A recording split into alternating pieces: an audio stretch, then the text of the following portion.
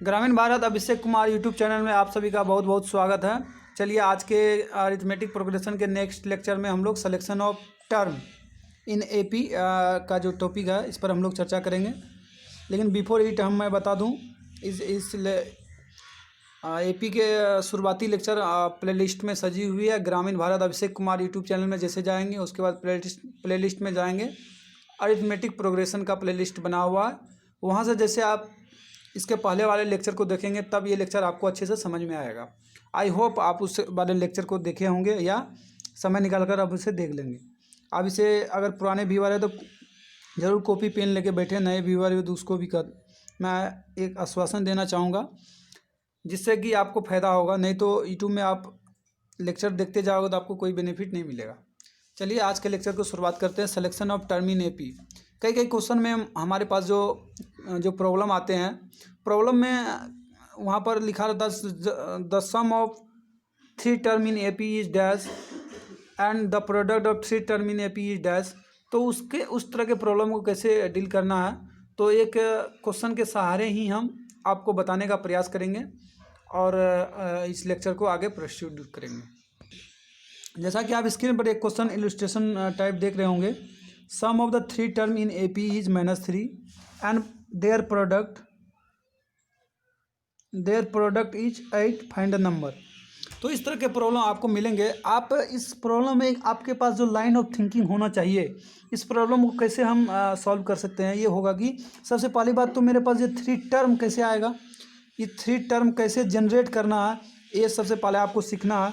और इसी 3 टर्म को कैसे जनरेट करना है, वही selection of term in AP वाले टॉपिक में हम लोग पढ़ने का प्रयास करेंगे।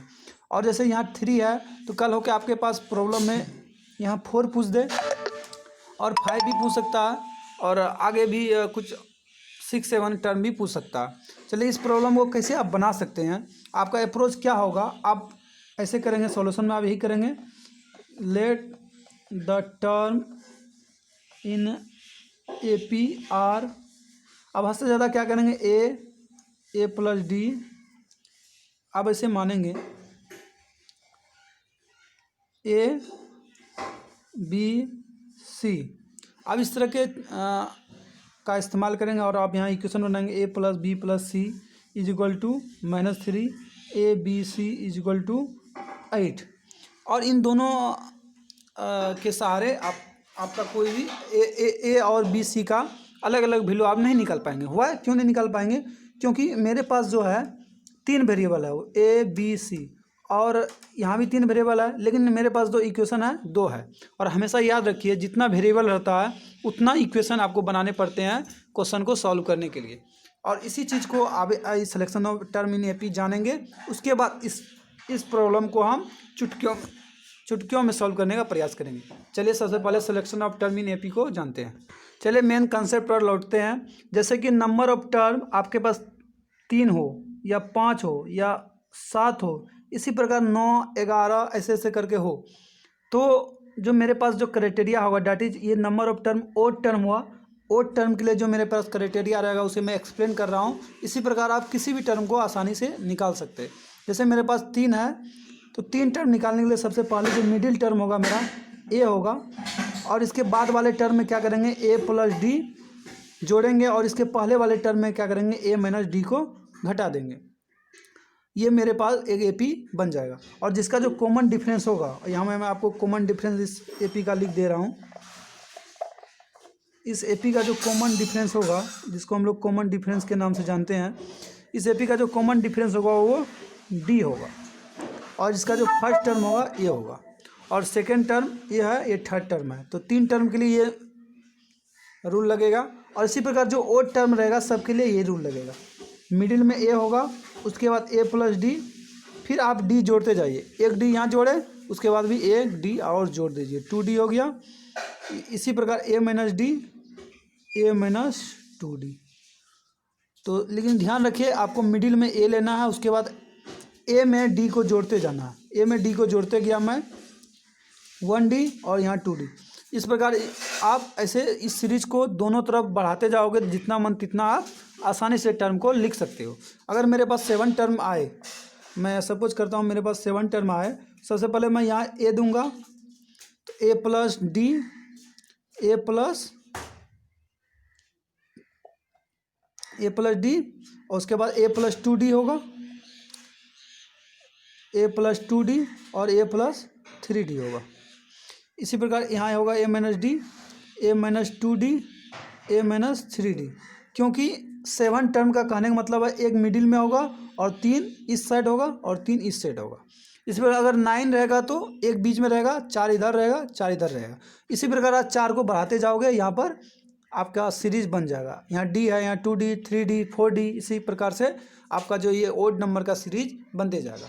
चलिए, आई होप ये आपको समझ में आया होगा। लेकिन आपका एग्जामिनेशन पॉइंट ऑफ व्यू से ये 3 ही महत्वपूर्ण है, आप इसे ही याद रखिए और ये बार बार ही आपसे पूछा जाएगा।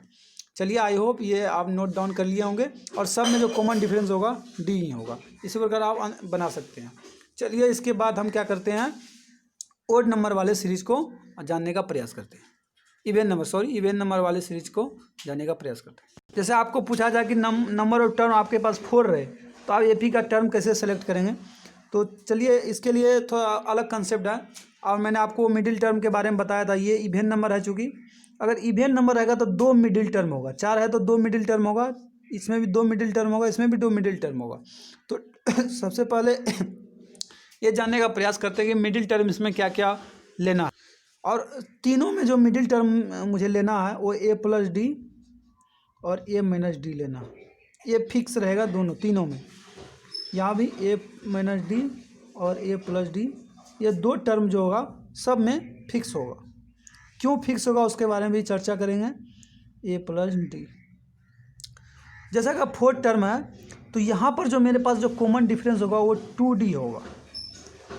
2D होगा, क्यों 2D होगा उसके बारे में भी चर्चा करें। यहाँ जैसे ए माइनस डी, ए प्लस डी, ये तो 2 टर्म हो गया और मुझे तो 4 टर्म चाहिए और इसका कॉमन डिफरेंस 2D है। तो कहने का मतलब आगे जो यहाँ टर्म होगा ए प्लस 3D होगा, तभी तो इन दोनों टर्म को जब आप डिफरेंस करोगे तो 2D आएगा। इसी प्रकार यहाँ 2D के रेट से आप क्या करो, बढ़ाते जाओ, तो मेरे पास 4 टर्म आसानी से आ गई। इसी को आपको ज़्यादा से ज़्यादा याद रखना है कि जो मेरे पास जो टर्म आएगा ए माइनस 3D, ए माइनस डी, ए प्लस 2D, आप इसे याद रखो मिडिल टर्म को ए माइनस डी, ए प्लस डी, और 2D के रेट से आप इधर घटाते जाओ और इधर बढ़ाते जाओ, आसानी से आपके पास नंबर ऑफ टर्म निकल जाएंगे। उसी प्रकार अगर मुझे चाहिए कितना टर्म, 6 टर्म, तो 6 टर्म जैसे हमें चाहिए तो मिडिल टर्म मैं यहाँ ले चुका हूँ ए माइनस डी, ए प्लस डी, तो 4 में 2 टर्म मेरा निकल गया, 6 में 2 टर्म तो निकल गया, 3 इधर होगा और 3 टर्म इधर होगा। मैंने आपको बताया था 2D के डिफरेंस से करना है, तो 2D के डिफरेंस से यहाँ करोगे तो 3D होगा और आगे इसी प्रकार आप करोगे तो ए प्लस 5D होगा। इसी प्रकार इधर करोगे तो ए माइनस 3D होगा, ए माइनस 5D हो जाएगा। तो 1 2 3 4 5 6 टर्म आसानी से निकाल सकते हैं। इसी प्रकार आप 7 वाले भी निकाल सकते हैं। आई होप ये टास्क मैं आप पे छोड़ रहा हूँ, आप करेंगे। लेकिन आपका जो एग्जामिनेशन पॉइंट ऑफ व्यू से यही महत्वपूर्ण है, 4 टर्म वाले और उधर ओड में आपके पास 3 टर्म वाले। आई होप ये टॉपिक आपको अच्छे से समझ में आया होगा, selection of term in AP. और इसके बाद जो एक प्रॉब्लम मैंने लिया था उसी प्रॉब्लम को आप स्क्रीन पर अभी देखेंगे और उसको सॉल्व करेंगे और इस सेशन को कंक्लूड करेंगे।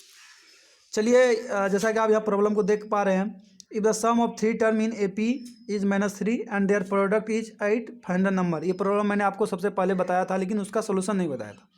चलिए, सबसे 3 यहाँ आपके पास 3 टर्म है और 3 टर्म को जनरेट करने का तरीका मैं आप बताया हूँ। लेट 3 टर्म, मैंने आपको 3 टर्म बताने का तरीका बताया था। आपको ए लेना है और इधर ए प्लस डी लेना है और इधर ए माइनस डी लेना है। तो ये 3 टर्म आपका एपी में आ गया और अकॉर्डिंग टू क्वेश्चन जो मेरे पास जो कर रहा है इसका सम कितना है, -3 है। आप इसे सम करो, ए माइनस डी प्लस ए प्लस डी।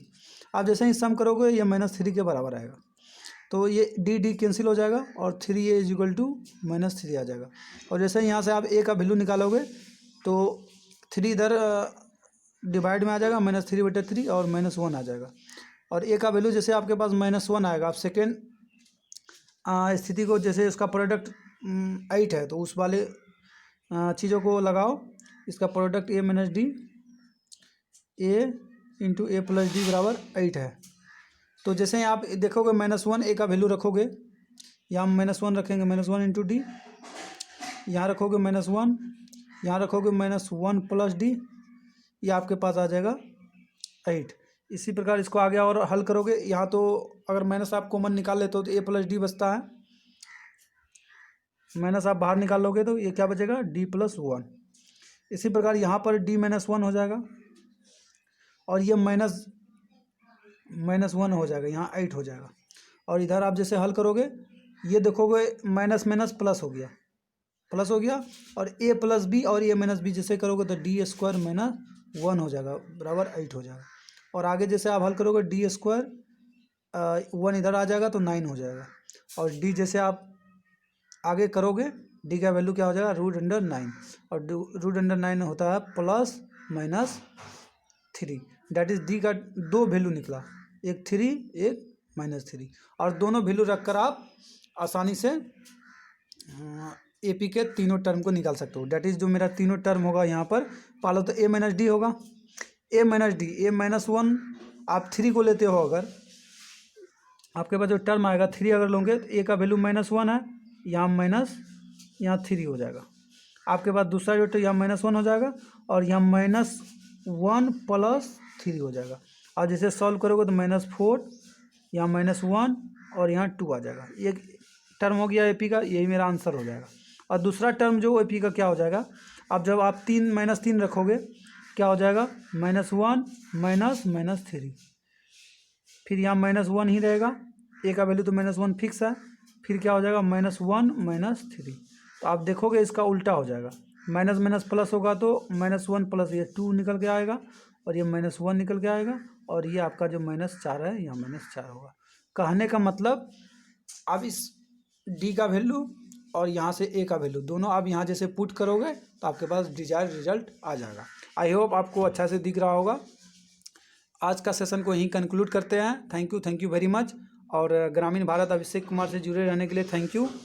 और इस लेक्चर को अपने दोस्तों के साथ ज़्यादा से ज़्यादा शेयर कीजिए, और इस चैनल में नए हैं तो इस चैनल को सब्सक्राइब कीजिए। Thank you very much.